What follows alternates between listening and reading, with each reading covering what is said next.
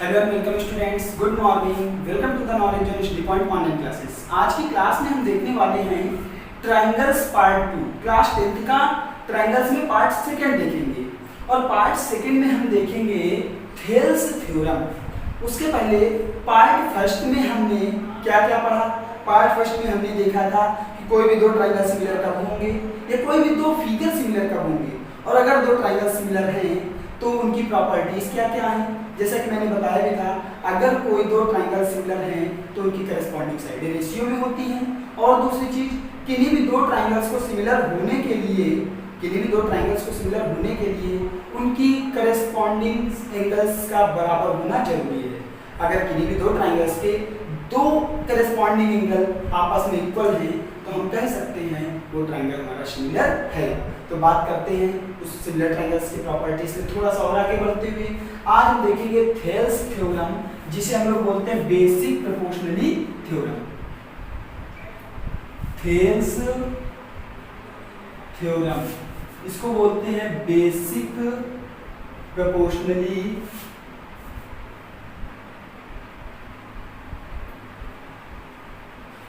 Theorem. Basic proportionally theorem, Thales theorem.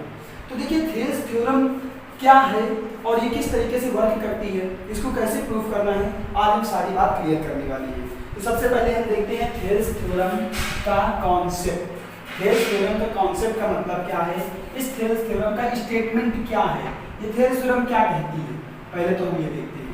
तो हमारी Thales theorem ये है कि अगर कोई ट्रायंगल हो, कोई भी ट्रायंगल हो, उसका कोई भी नाम हो, हमने मान लिया ट्रायंगल ABC है।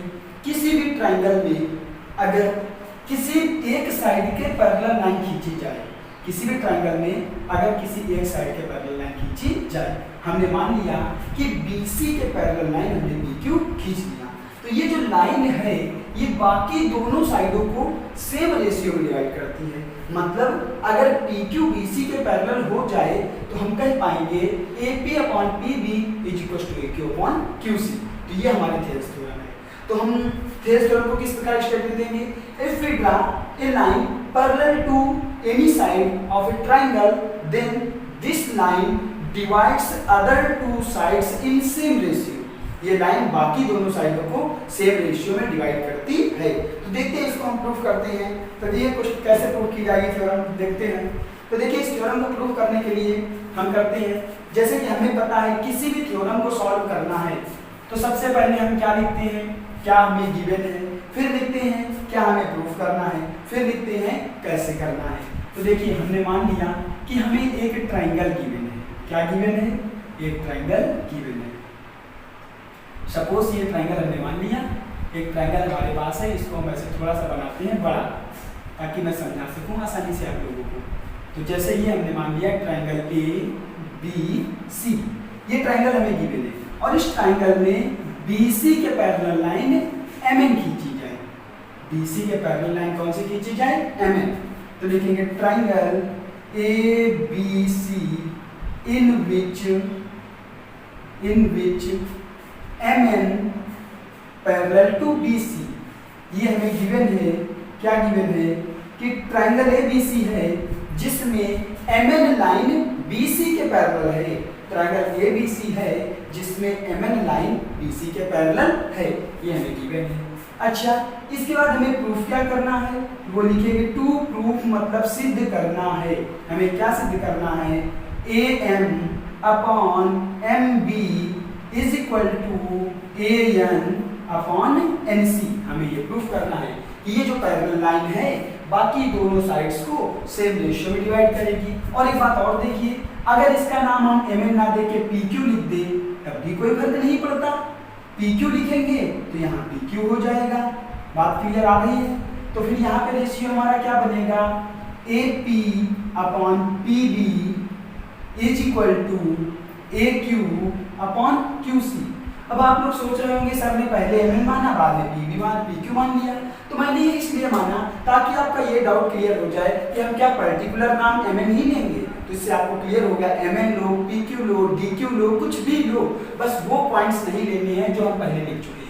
जैसे ट्राइंगल का नाम ABC है तो हम ABC ही ले सकते हैं, बाकी हम कोई भी पॉइंट ले सकते हैं। तो इतना हो गया। अब देखिए ये तो हमें प्रूफ करना है। अब देखिए प्रूफ करने के लिए हमें कंस्ट्रक्शन की जरूरत पड़ेगी। किसकी जरूरत पड़ेगी? कंस्ट्रक्शन की। देखिए कोई भी थ्योरम प्रूफ करना है तो उसके लिए हमें कंस्ट्रक्शन की जरूरत पड़ती है, और हर थ्योरम में कंस्ट्रक्शन की जरूरत नहीं भी पड़ती है। कुछ थ्योरम्स ऐसी होती हैं विदाउट कंस्ट्रक्शन के प्रूवमेंट हो जाता है, कुछ थ्योरम ऐसी होती हैं जिसमें हमें कंस्ट्रक्शन करना पड़ता है। तो बहुत ही कम ऐसी थ्योरम्स हैं जिनमें कंस्ट्रक्शन की जरूरत नहीं पड़ती है, नहीं मोस्टली हर थ्योरम में कंस्ट्रक्शन की जरूरत पड़ती है। तो अब हम कंस्ट्रक्शन देखिए क्या करेंगे। हम कंस्ट्रक्शन करेंगे Q से AP पर परपेंडिकुलर खींचेंगे, P से PQ पर परपेंडिकुलर खींचेंगे। बात क्लियर हो गई? सॉरी AQ पर, Q से परपेंडिकुलर AP पर खींचेंगे, इसको नाम हम दे देते हैं QX या फिर QY, इसको नाम क्या दे देते हैं? QY, और ये PX। हमने PX परपेंडिकुलर AQ पर खींचा और AP परपेंडिकुलर QY खींचा, तो लिखेंगे draw what PX perpendicular to AQ and QY perpendicular to AP। हमने ये किया, जो PX है वो AQ पर परपेंडिकुलर खींच लिया, जो QY है वो AP पर परपेंडिकुलर खींच लिया, एंड और हमने क्या किया? ज्वाइन। हम क्या करेंगे? P से C को मिलाएंगे, B से Q को मिलाएंगे, join PQ and PQ, sorry join CP PC and QB। हमने इतना किया, PC और QB को मिला दिया। तो ये हमारा गिवन है, ये प्रूफ करना है, ये कंस्ट्रक्शन किया है। तो अब हम देखते हैं प्रूफ, क्या प्रूफ करना है। तो लिखेंगे प्रूफ। तो देखिए कैसे इसको करना है, बिल्कुल ध्यान से समझिए, बिल्कुल आसान से थ्योरम है, थोड़ा सा माइंड लगाएंगे आ जाएगी। बच्चों को बहुत टफ लगती है तो आपको टफ नहीं लगेगी, मैं इतने आसान मेथड से बताऊंगा, आपको बात क्लियर होगी, हर एक चीज में क्लियर कराता चलूंगा।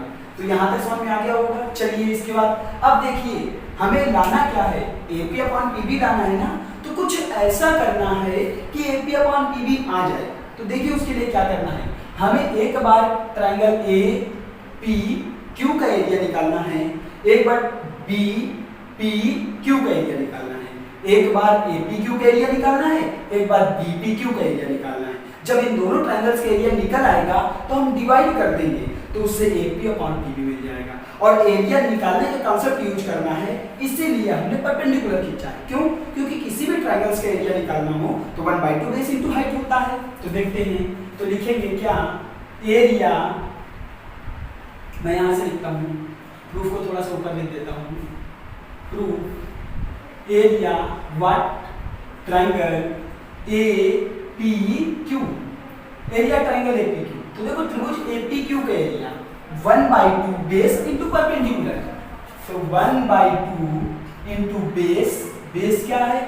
AP इंटू परपेंडिकुलर क्या है? QY।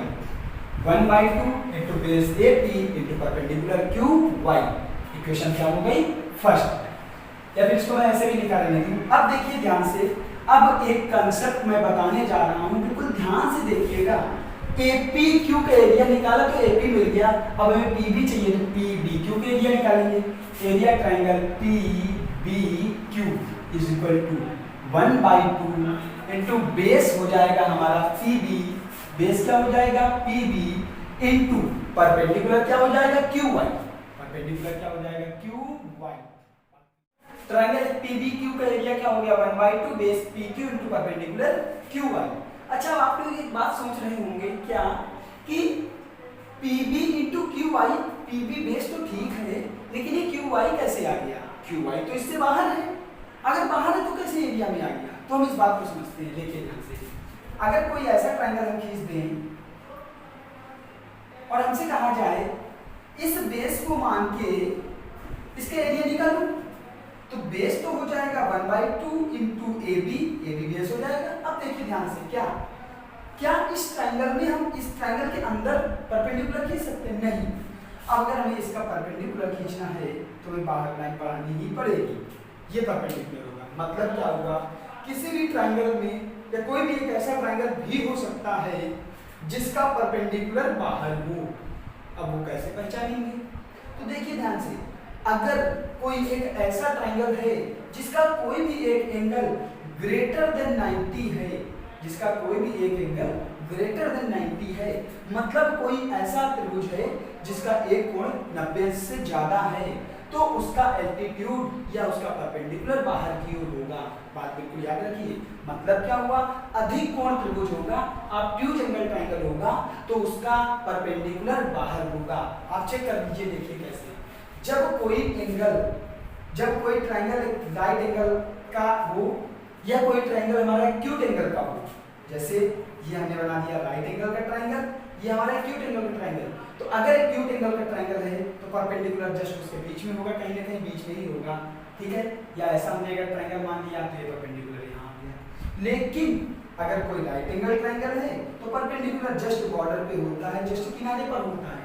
सेम उसी तरीके से अगर कोई परपेंडिकुलर राइट एंगल हो जाए तो ऑब्वियसली बात है उसका जो ट्राइंगल राइट एंगल ट्राइंगल से ज्यादा हुआ एंगल, मतलब ऑब्ट्यूज एंगल ट्राइंगल हुआ, तो उसका परपेंडिकुलर या एल्टीट्यूड ट्राइंगल से बाहर ही हो जाएगा। बात क्लियर हो गई? तो इसलिए ये जो हमारा PBQ ट्राइंगल है, आप PBQ ट्राइंगल देख रहे हो, ये एक ऑब्ट्यूज एंगल ट्राइंगल है। कैसा ट्राइंगल है? ऑब्ट्यूज एंगल ट्राइंगल है। और अगर ट्राइंगल PBQ एक ऑब्ट्यूज एंगल ट्राइंगल है तो हम कह सकते हैं क्या कि इसका एल्टीट्यूड बाहर होगा, QY। बात क्लियर हो गई? तो area triangle PBQ = 1/2 × PB × QY। बात क्लियर है? बेस PB इस साइड को आगे बढ़ाया, परपेंडिकुलर QY। चलिए आगे देखते हैं, हमें AP/PB चाहिए। क्या चाहिए? AP/PB। तो क्या लिखेंगे? एरिया,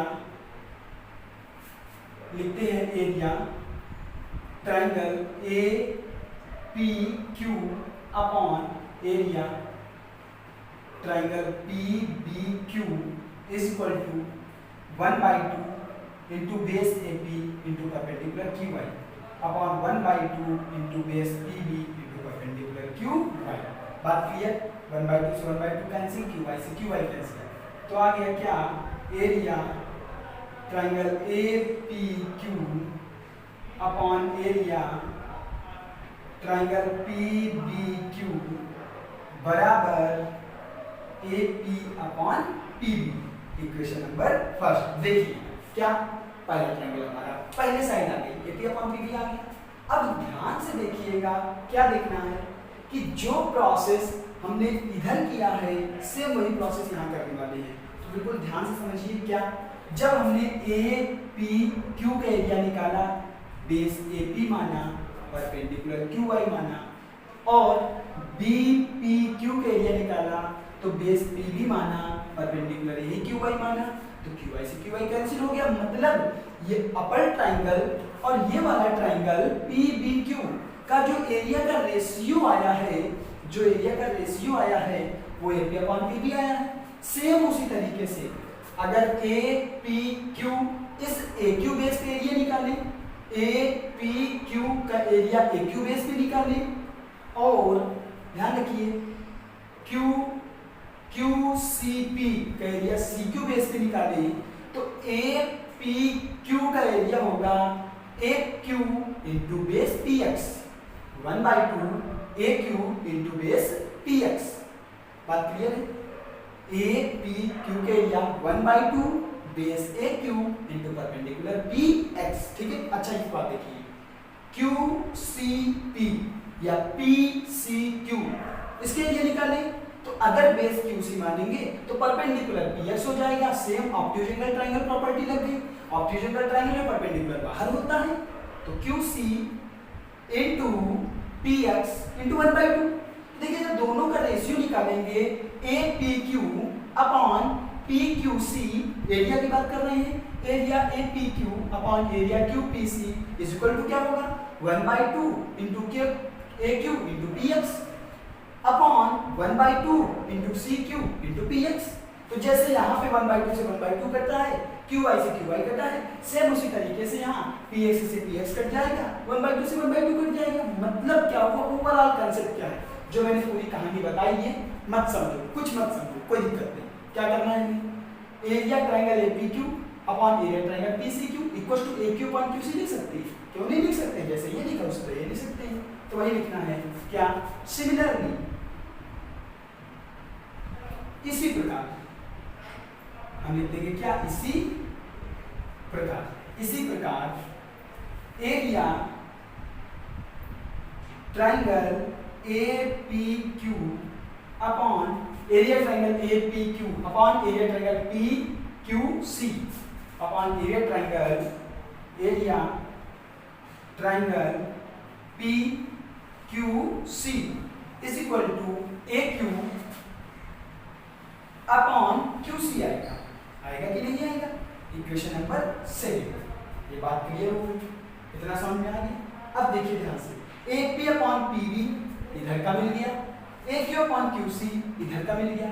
अब इनको बराबर दिखाना है, मतलब क्या हुआ, इनका ये लेफ्ट हैंड साइड बराबर दिखा दें तो प्रूव हो सकता है। तो देखिए उसके लिए क्या करते हैं, बिल्कुल आसान सा है, थोड़ा सा और करके देखिए ध्यान से, बिल्कुल ध्यान से देखिए। आपको क्या, PBQ और PCQ, PBQ और PCQ lies on same base PQ।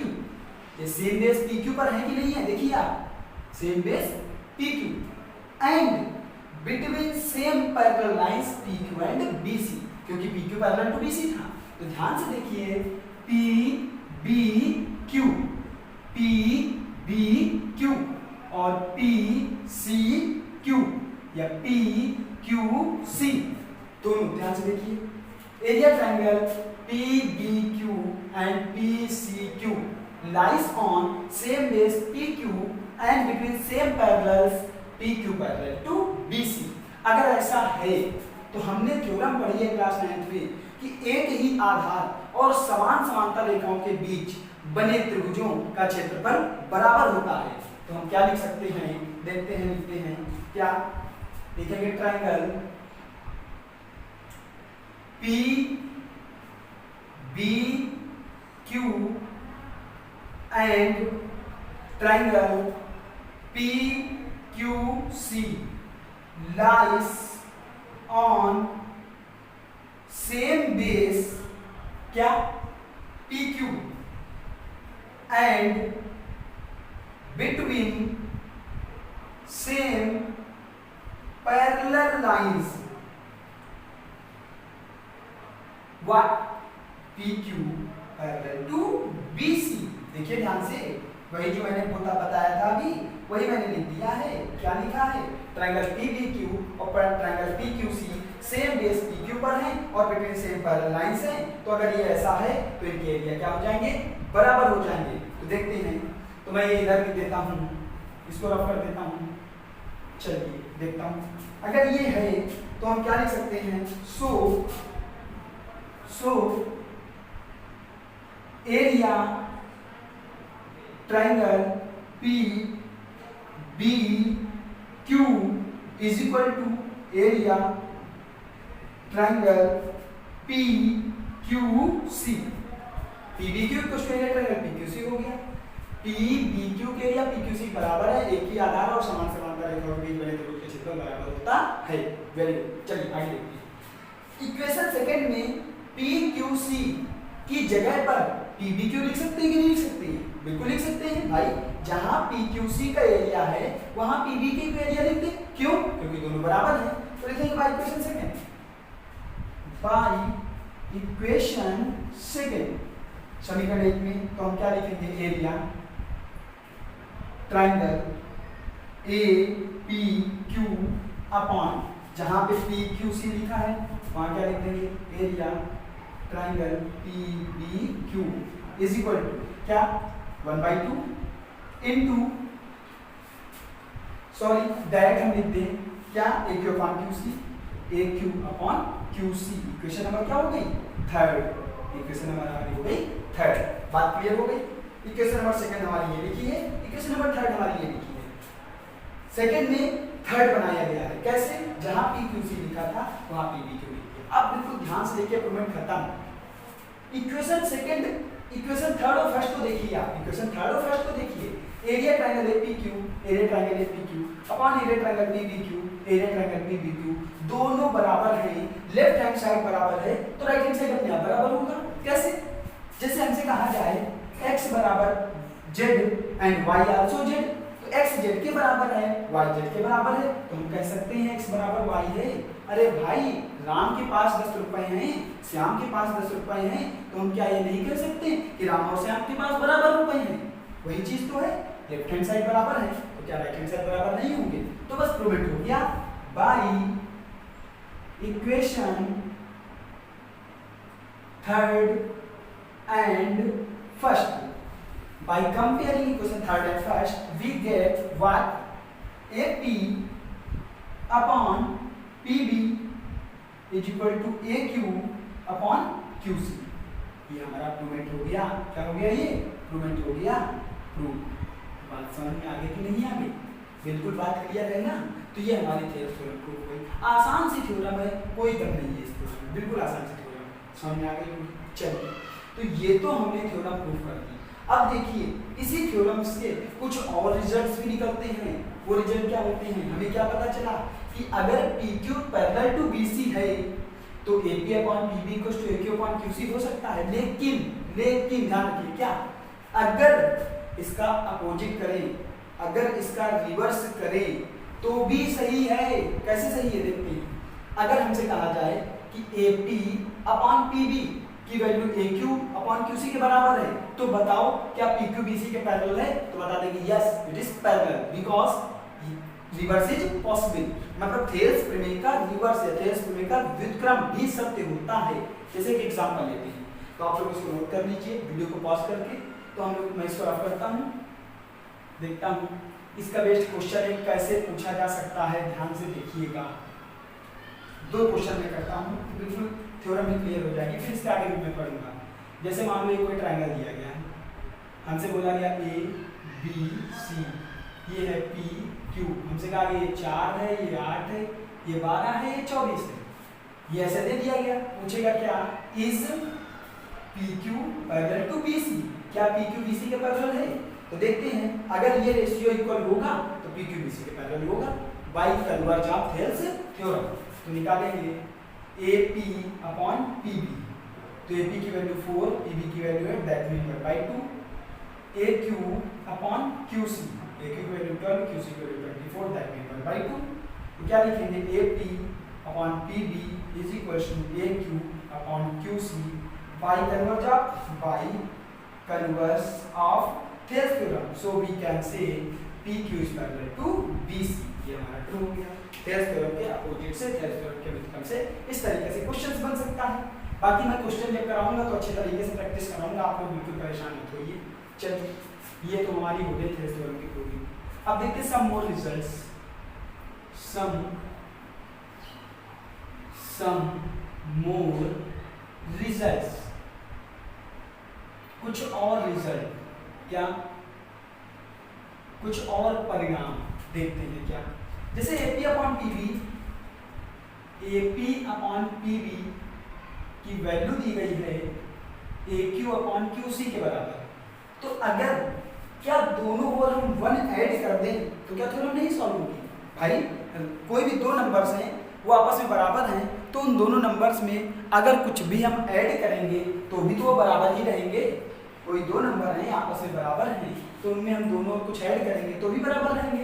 तो लिखेंगे add 1 on both side, add 1 on both side, दोनों रेख जोड़ने पर। तो जब दोनों रेख जोड़ेंगे तो AP upon PB plus 1 is equal to AQ upon QC plus 1।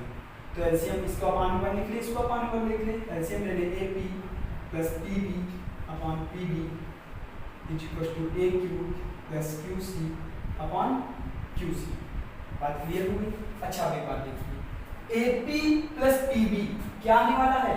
AP plus PB is equal to AB upon PB जो लिखा है हमने is equal to AQ plus QC क्या आने वाला है? AC upon QC। मतलब AB अपॉन PB की वैल्यू AC अपॉन QC के भी बराबर होगी। कैसे? AP, अब एक बात समझो, जब हम यहाँ पे बात कर रहे थे जो हमारी ओरिजिनली थ्योरम प्रूफ होके आई थी उसमें AP अपॉन PB की वैल्यू AQ अपॉन QC के बराबर थी। लेकिन इसी की हेल्प से हम ये भी दिखा सकते हैं टोटल लाइन अपॉन इतनी line equal to total line upon इतनी लाइन। क्लियर? अच्छा, इसको हम ये भी तो लिख सकते हैं और we can write PD upon AB is equal to QC, opposite कर देता हूँ, QC अपॉन AC। ठीक है, ये भी तो है PB अपॉन AB मतलब PB upon total AB equal to QC upon total AC। ये भी तो बात क्लियर है ना? बात समझ में आ रही है? तो ये हमारे दो रिजल्ट्स और हैं। मतलब क्या हुआ, इन साइड्स के पार्ट्स का भी रेशियो इक्वल होता है, साथ में ही half side divided by total side का रेशियो भी सेम होता है। चलिए कुछ और रिजल्ट्स निकालते हैं, देखिए क्या है। ये बात समझ में आ गई होगी, तो मैं ये रिजल्ट यहाँ पे लिख देता हूँ, क्या AB upon PB is equal to AC upon QC, और इसका उत्तर भी पॉसिबल है, इनवर्स भी पॉसिबल। अच्छा, इससे एक और रिजल्ट निकालता हूँ, देखते हैं क्या। सारे पॉइंट्स यहाँ क्लियर होने वाले थे इसके। अब देखिए जैसे AP अपॉन PB लिखा है, AP upon PB is equal to क्या लिखा है, AQ अपॉन QC। तो क्या इसको उल्टा करके लिख सकते हैं? कैसे? PB upon AP is equal to QC upon AQ, ये भी तो लिखा जा सकता है ना। PB upon AP is equal to QC upon AQ। अब यहाँ पे 1 ऐड कर दो, ऐड 1 ऑन बोथ साइड, दोनों और एक जोड़ दो। तब तक दोनों और एक जोड़ेंगे तो PB upon AP plus 1 is equal to QC upon AQ, QC upon AQ plus 1। तो देखिए अपॉन 1 अपॉन 1, तो यहाँ से AP एलसीएम ले लेते हैं, तो PB plus AP is equal to QC plus AQ upon AQ। अब देखिए ध्यान से PB plus AP, PB plus AP that mean AB upon AP, AB upon AP is equal to QC plus AQ, QC plus AQ that mean AC upon AQ। हमारा ये भी result आ गया। मतलब अभी हमने निकाला था टोटल अपॉन इतनी side equal to total upon इतनी साइड। अब हमें क्या निकालना है, ये हमारा नेक्स्ट रिजल्ट क्या मिला, टोटल अपॉन इतनी side equal to total upon इतनी साइड। मतलब क्या हुआ, पूरा कंक्लूजन क्या है, ये खेल क्या चल रहा है, ध्यान से देखिए। कोई भी ट्राइंगल है, उसमें ABC मान लिया, कोई भी ट्राइंगल है, PQ है, अगर हमने बेस के पैरेलल लाइन खींची है तो यहाँ जितनी भी साइडों का रेशियो बन सकता है सब बराबर होगा। बस ध्यान रखना है साइडें करस्पॉन्डिंग ली जाए, करस्पॉन्डिंग साइड्स ली जाए। जैसे AP upon PB equal to AQ upon QC भी सही है, AP upon AB equal to AQ upon AC भी सही है, PB upon AB equal to QC upon AC भी सही है, और यहाँ तक कि AP अपॉन AQ को हम PQ अपॉन BC भी लिख सकते हैं। कैसे लिखते हैं ये भी देखते हैं। देखिए ध्यान से, इसको मैं थोड़ा सा रफली समझाता हूँ। जैसे ट्राइंगल A, मैं इसको रफ कर देता हूँ तो ये भी पॉइंट समझा देता हूँ, तो ये बात समझ में आ गई होगी। थेल्स थ्योरम में कोई भी रेशियो निकले हम सारे बराबर कर सकते हैं। मैं एक एक चीज थेल्स थ्योरम की यहाँ पे अप्लाई करने वाला, कोई भी पॉइंट छूटने वाला नहीं है। तो इस बात को भी मैं देख लेता हूँ क्या,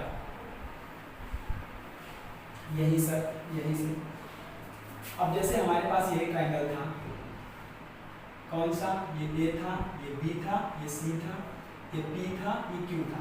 अब देखिए इन triangle APQ and triangle ABC, APQ और ABC में क्या था हमारा, PQ is parallel to BC, PQ BC के पैरेलल था। अगर PQ BC के पैरेलल है तो एंगल B एंगल P के इक्वल है, angle B is equal to angle P and angle C is equal to angle Q, और angle A तो कॉमन है।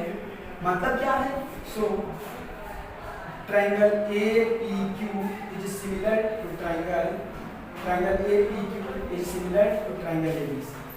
अगर ये दोनों ट्राइंगल सिमिलर हैं, अगर ये दो ट्राइंगल सिमिलर हैं तो इनकी साइडें रेशियो होंगी, तो क्या होगा, AP अपॉन टोटल साइड AB। भाई इस ट्राइंगल APQ की साइड AP, ABC की साइड AB करस्पॉन्डिंग साइड, इस ट्रायंगल APQ की साइड AQ और ABC की side AC is equal to APQ की साइड PQ ABC की साइड BC। ये भी तो इक्वल आ गया ना। मतलब क्या हुआ, इस बेस वाली साइड का भी तो रेशियो इक्वल है। बात क्लियर है।